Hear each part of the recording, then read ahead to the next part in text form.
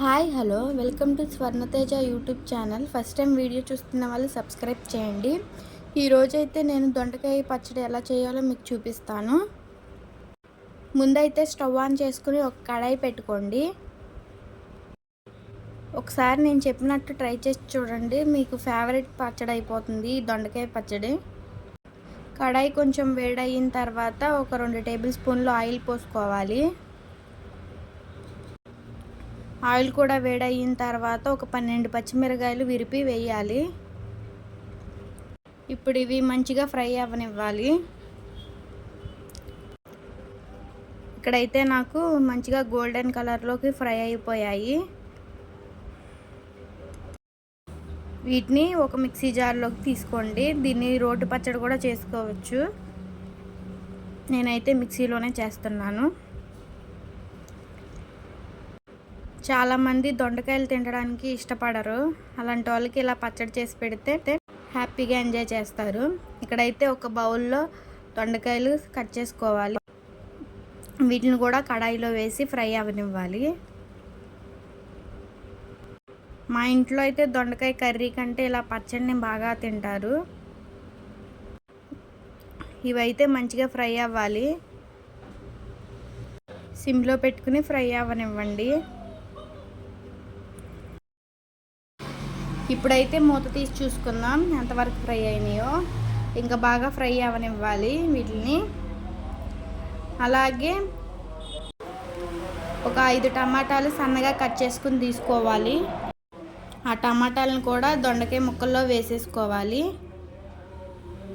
ఇప్పుడైతే ఈ రెండింటిని మంచిగా మగ్గనివ్వాలి. ఇప్పుడు మూత పెట్టేసుకోండి. మూత తీసి చూస్తే ఇది గట్టితో ప్రెస్ చేస్తే ముక్కలు అయిపోవాలి, అంత మంచిగా మగ్గిపోవాలి. వీటిని అయితే స్టవ్ ఆఫ్ చేసేసుకుని కొద్దిసేపు ఆరబెట్టుకోవాలి. ఆరిన తర్వాత మిక్సీ జార్లోకి వేసేసుకోవడమే. దొండకాయల కర్రీ వండడం కూడా చాలా కష్టం. ఇలా చేస్తే చాలా సింపుల్గా అయిపోతుంది. ఇందులోనే 4 రెబ్బలు ఎల్లుల్లిపాయలు వేసుకోవాలి. అలాగే కొద్దిగా నిమ్మకాయ సైజ్ అంతా చింతపండు వేసుకోవాలి. జీలకర్ర కూడా వేసుకోవాలి. రుచికి సరిపడ్డ ఉప్పు వేసుకోండి. ఇప్పుడు దీన్ని కచ్చా బిచ్చాగా గ్రైండ్ చేసేసుకోవాలి. ఏమన్నా సాల్ట్ సరిపోతే ఇప్పుడు అడ్జస్ట్ చేసుకోవచ్చు. దీన్ని ఇలా కూడా తింటే చాలా టేస్టీగా ఉండిద్ది, లేదంటే దీన్ని పోపు వేసుకోవడమే. దీన్ని ఇప్పుడు ఒక గిన్నెలోకి తీసేసుకుందాం. ఇప్పుడు దీన్ని పోపు వేసుకుందాం. స్టవ్ ఆన్ చేసుకుని ఒక కడాయి పెట్టుకోండి. కడాయి కొంచెం వేడైన తర్వాత 1 టేబుల్ స్పూన్ ఆయిల్ పోసుకోవాలి.